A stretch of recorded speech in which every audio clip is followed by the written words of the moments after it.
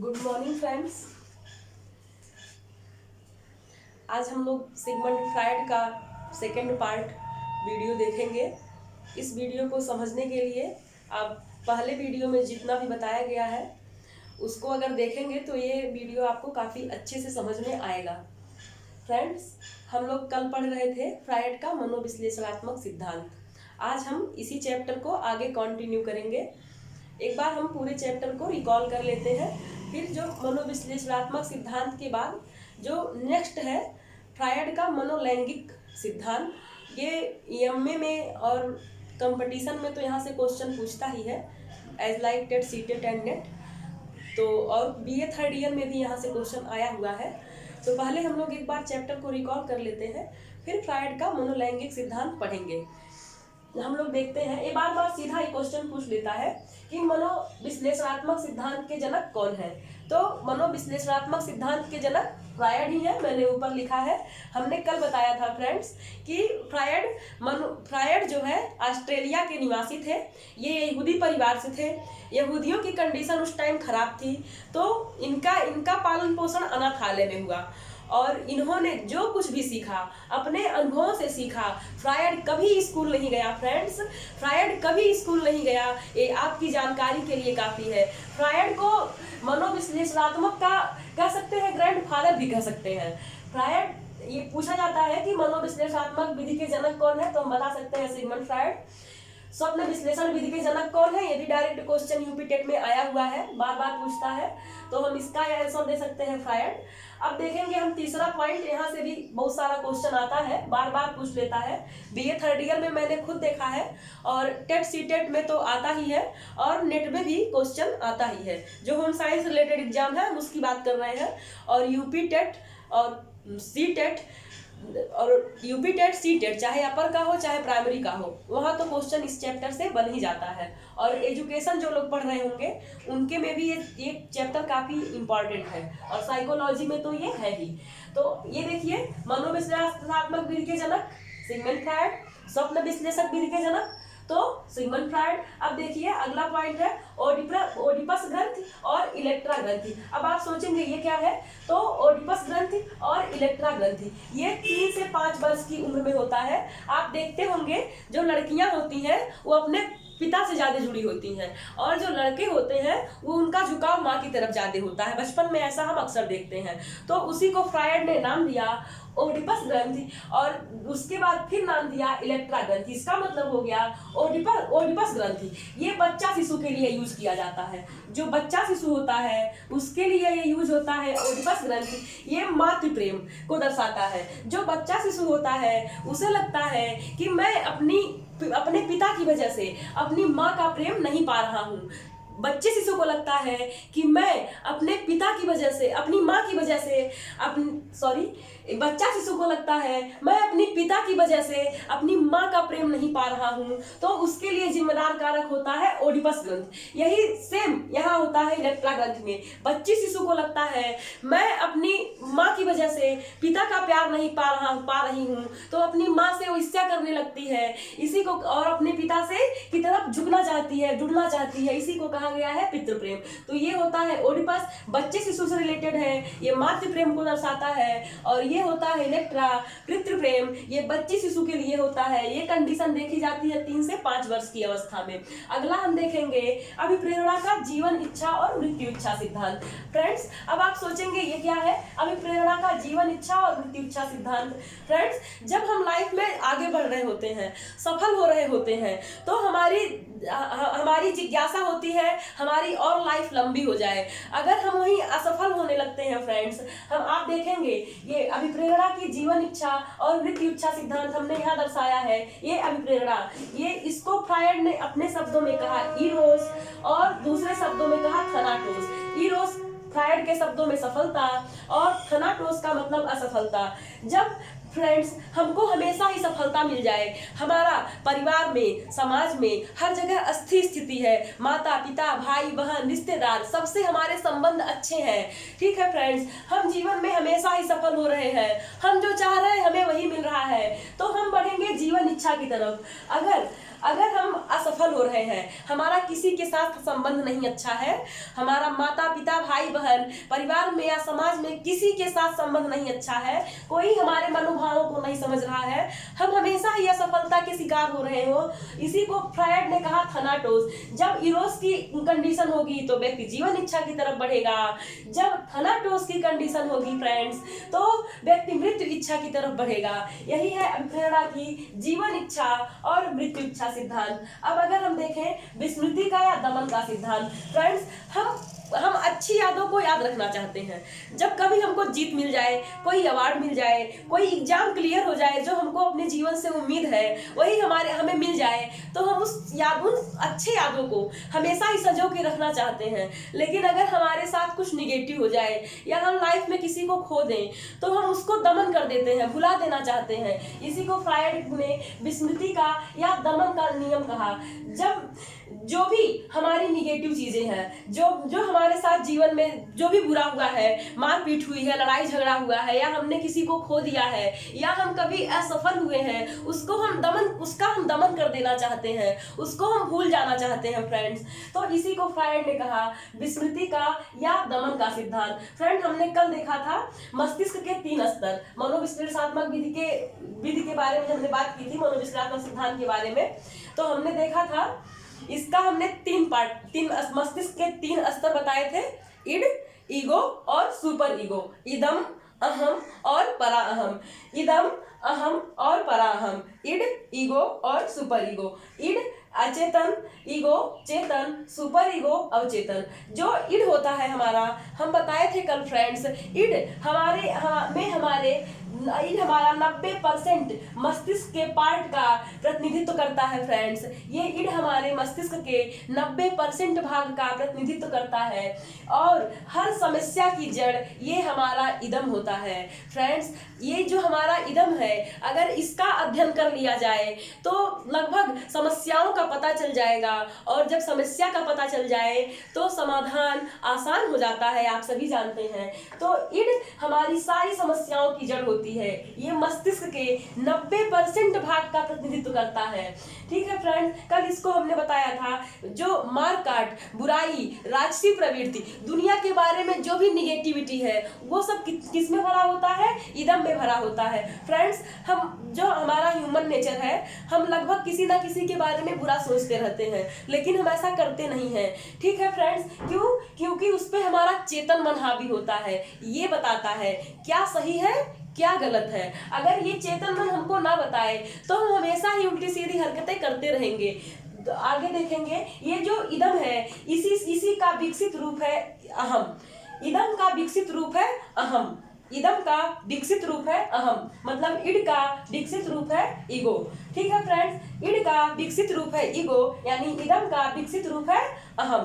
ठीक है, अभी हमने बताया इसका विकसित रूप है अहम। और ये कैसे विकसित होता है, ये माता पिता का आइडेंटिफिकेशन यानी तदात्मीकरण, इसके लिए जिम्मेदार कारक होता है। माँ बाप किसी बच्चे को कैसा संस्कार दे रहे हैं, किस माहौल में बच्चा पल रहा है, उसी के अकॉर्डिंग विकसित होता है। इड से ईगो और ईगो से सुपर ईगो। कुछ लोग एक्स्ट्रा नैतिक होते हैं ना फ्रेंड्स, अपने समाज में देखते हैं, और कुछ आक्रामक टाइप के लोग भी होते हैं, उसके पीछे भी उनके फैमिली एटमॉस्फेयर ही जिम्मेदार होते हैं। तो हम देखेंगे, ये इड है यानी इदम है, इसका विकसित रूप है ईगो यानी चेतन मन। ठीक, और इस ईगो का विकसित रूप है अवचेतन मन यानी सुपर ईगो, परा अहम, जिसको हम कह सकते हैं परा अहम।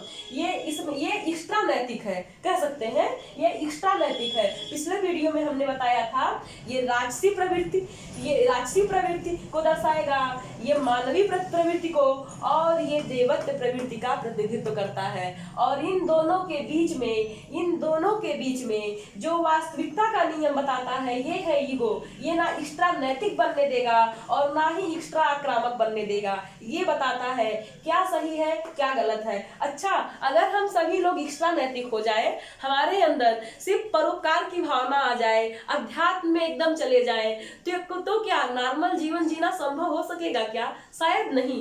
इसीलिए चेतन मन की जो है बहुत ज्यादा भूमिका होती है हमारे जीवन में। ये हमको बताता है कि कहाँ क्या कितना सही है और क्या गलत है। इसीलिए ये वास्तविकता के नियम का अनुसरण करता है। ठीक है फ्रेंड्स, अब हम देखेंगे आगे फ्रायड का मनोलैंगिक सिद्धांत। फ्रायड ने 5 मनोलैंगिक सिद्धांत दिए हैं। अभी हम कंटिन्यू कर रहे हैं, पहले हम इसको देख लेते हैं। पहले आपने देखा मनोविश्लेषणात्मक विधि के जनक फ्रायड, स्वप्न विश्लेषक विधि के जनक फ्रायड, ओडिपस ग्रंथि और इलेक्ट्रा ग्रंथि। ओडिपस ग्रंथि बच्चा शिशु जिसको लगता है कि मैं अपने पिता की वजह से माँ का प्रेम नहीं पा रहा हूँ, वो अपने पिता से जलन करने लगता है। और सेम यही कंडीशन इलेक्ट्रा ग्रंथि में बच्ची शिशु को लगता है मैं अपनी माँ की वजह से पिता का प्रेम नहीं पा रही हूँ, इसके लिए जिम्मेदार कारक इलेक्ट्रा ग्रंथि। अभिप्रेरणा का जीवन इच्छा और मृत्यु इच्छा सिद्धांत।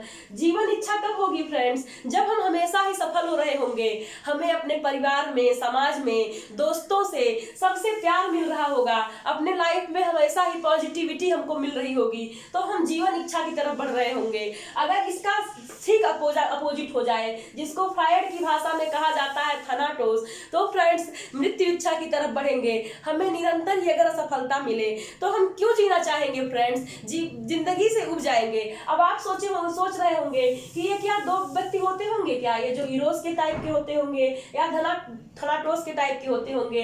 तो हम कह सकते हैं नहीं, वही एक व्यक्ति जो उसके संवेग हैं चेंज होते रहते हैं। जब उसके संवेगों में इरोस वाली भावना होगी तो वो जीवन इच्छा की तरफ बढ़ेगा, और जब थनाटोस वाली भावना होगी तो वह मृत्यु इच्छा की तरफ बढ़ेगा। उम्मीद है फ्रेंड्स आपको समझ में आ रहा होगा। कुछ ये शब्द है बार बार सीटेट में पूछता है और यूजीसी नेट होम साइंस में भी पूछा गया है, तो इसको क्लियर कर लेते हैं, फिर हम पढ़ेंगे मनोलैंगिक सिद्धांत। अब देखेंगे फ्रेंड्स ये शब्द प्रतिक्रिया निर्माण। प्रतिक्रिया निर्माण किसे कहेंगे फ्रेंड्स, हम आगे समझते हैं। हम देख रहे थे प्रतिक्रिया निर्माण। प्रतिक्रिया किसे कहते हैं? जब हम या कोई भी व्यक्ति अपनी गलती को ना मानकर किसी दूसरे की गलती को पेश करे, उसी को कहते हैं प्रतिक्रिया निर्माण। सपोज दैट कोई लड़का है शराब पीता है और उसको कहा जाए कि तुम शराब पीते हो, वो अपने दोस्तों की एक झुंड लाके खड़ा कर दे, कहे कि मेरे सारे दोस्त शराब पीते हैं। ठीक है फ्रेंड्स, तो उसने क्या किया?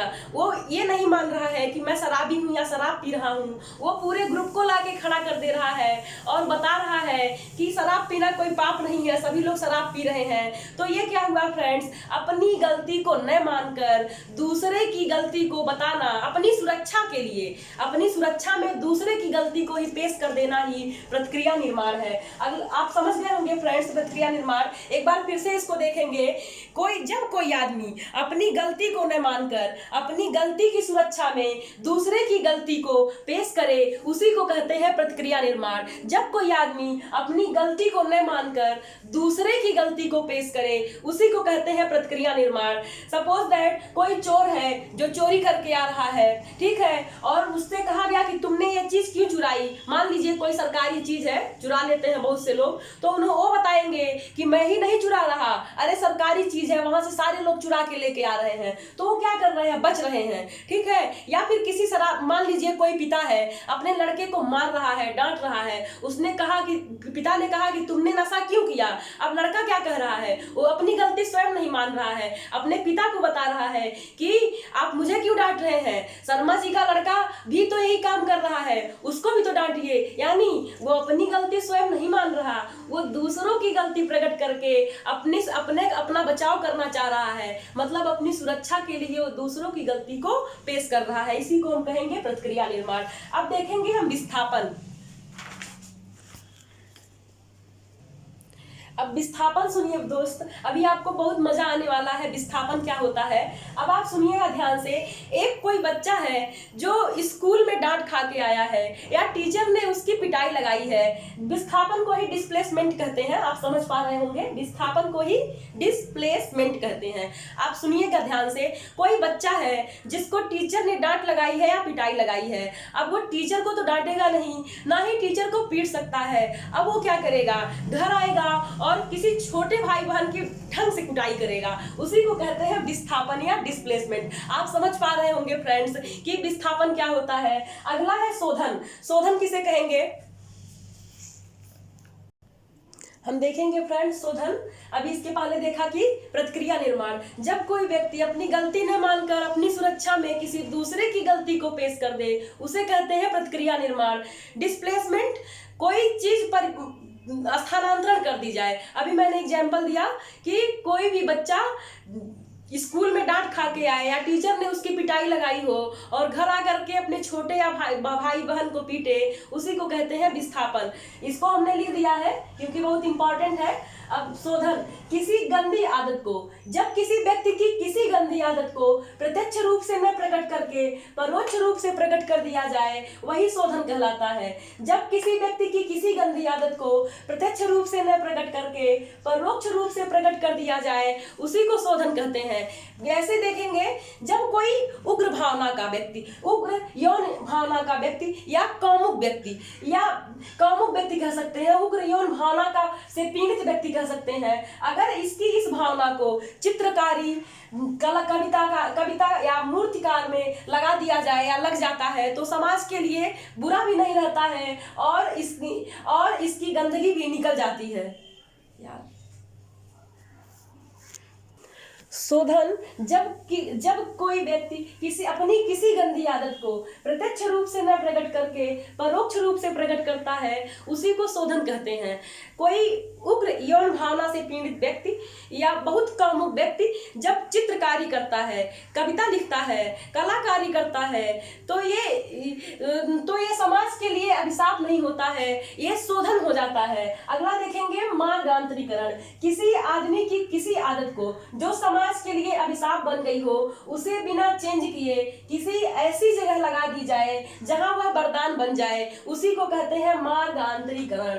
किसी व्यक्ति की किसी गंदी आदत को समाज के लिए जो अभिशाप बन गई है, उसे बिना चेंज किए किसी ऐसी जगह लगा दी जाए जहां वह वरदान बन जाए, उसे कहते हैं मार्गांतरीकरण। कोई, अब ऐसे ही एग्जाम्पल ले लीजिए, कोई बहुत हष्ट-पुष्ट टाइप का व्यक्ति है, लेकिन वह आक्रामक भी है, वह समाज में मारपीट करता है, बलशाली भी है, तो उससे वो ऐसे भी समाज के लिए अभिशाप बना हुआ है। अब उसकी ये आदत चेंज ना करके किसी मंत्री का बॉडीगार्ड बना दिया जाए, तो मारपीट तो तब भी करेगा, लेकिन वह उसको पीटेगा जो मंत्री को पीटेगा। तो फ्रेंड्स, यह मार्गांतरीकरण अभिशाप ना हो करके क्या हो जाएगा, वरदान हो जाएगा। आप समझ गए होंगे। जब किसी आदमी की किसी आदत को समाज के लिए, जब किसी आदमी की कोई भी गंदी आदत या कोई भी निगेटिविटी जो समाज के लिए अभिशाप है, वो जो है समाज के लिए जो अभिशाप है, वो बिना चेंज किए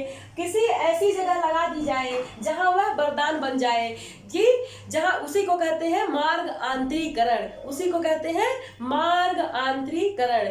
जैसे अभी एग्जाम्पल दिया, कोई हष्ट-पुष्ट बलशाली आक्रामक टाइप का व्यक्ति है और उसको किसी मंत्री का बॉडीगार्ड बना दिया जाए, मारपीट तो तब भी करेगा, ऐसा नहीं है कि उसकी आदत में परिवर्तन हो गया, लेकिन वह अभी अभिशाप नहीं है, अब वह वरदान हो गया है। अब हम देखेंगे मनोलैंगिक सिद्धांत। फ्रेंड्स, आज जो है ये बच गया था फ्रायड का मनोलैंगिक सिद्धांत। फ्रायड के मनोलैंगिक सिद्धांत, इन्होंने 5 सिद्धांत बताए हैं। पहला आप देख पा रहे हैं, मुखीय अवस्था ओरल स्टेज, दूसरा है गुदीय अवस्था एनल स्टेज, तीसरा है लिंग प्रधान अवस्था फैलिक स्टेज, चौथा है अप्रत्यक्ष अवस्था लैंटेसी स्टेज, और अगला है जैनेन्द्रीय अवस्था जेंटिल स्टेज।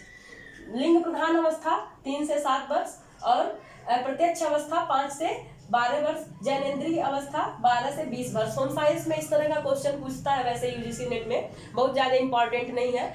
लेकिन आप देखेंगे व्यक्तित्व के मनोलैंगिक सिद्धांत, फ्रायड ने जो व्यक्तित्व का मनोलैंगिक सिद्धांत दिया फ्रेंड्स, इसके लिए फ्रायड की बहुत जमकर आलोचना हुई, क्योंकि भोले भाले बच्चों के बीच के लिए इस तरह का वर्ड यूज जो उसने किया, उसके लिए कोई भी उसकी आलोचना करेगा, हम लोग भी पढ़ते हैं तो थोड़ा सा लगता है, लेकिन फिर भी ये फ्रायड है बहुत इंपॉर्टेंट। और ये अगर देखा जाए तो ये कहते हैं कि जो बच्चा होता है, ये जो पांचों अवस्थाएं हैं, मुखीय अवस्था, गुदीय अवस्था, लिंग प्रधान अवस्था, अप्रत्यक्ष अवस्था या जनेंद्रिय अवस्था, ये जिस एज में जो भी कंडीशन होती है, ये माता पिता या जो भी गार्जियन है उसकी जिम्मेदारी बनती है कि बालक को किस मात्रा में, किस एज में कौन सी क्रियाकलाप करने दिया जाए कि बालक बहुमुखी प्रतिभा का धनी बन के उभरे। यहाँ पे लिखा है मैंने फ्रेंड्स, माता पिता की इसमें भूमिका महत्वपूर्ण होती है। इस अवस्था में माता पिता की भूमिका महत्वपूर्ण होती है। माता पिता को ये ध्यान रखना चाहिए कि किस अवस्था में कौन सी क्रियाकलाप किस मात्रा में करने दिया जाए कि बालक बहुमुखी प्रतिभा का धनी बन सके। ये जो पांचों स्टेज है, फ्रायड के अकॉर्डिंग देखा जाए, अगर इस पे ज्यादा ही कंट्रोल कर दिया जाए तो बालक मनोरोगों, मानसिक रोगों का या मनोरोगी का शिकार हो जाएगा फ्रेंड्स। ये मुखीय अवस्था ओरल स्टेज होता है, ये ईड से प्रभावित होता है, मतलब कि इदम से प्रभावित होता है या अचेतन मन से प्रभावित होता है। मैंने पहले ही बताया था, ये अचेतन मन को राक्षसी प्रवृत्ति की संज्ञा दी जाती है। और एनर स्टेज भी यही है, ये दूसरों के सामने जो बच्चे मल मूत्र त्याग करते हैं उससे संबंधित है। फिर है लिंग प्रधान अवस्था, फैलिक स्टेज 3 से 7 वर्ष की अवस्था है।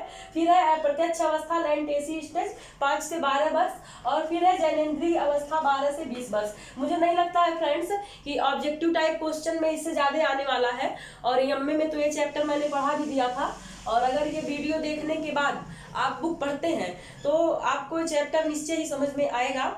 आई होप दैट फ्रेंड की वीडियो आपको अच्छा लगेगा। अगर आपको अच्छा लगता है तो आप लाइक कर सकते हैं। Thank you for watching.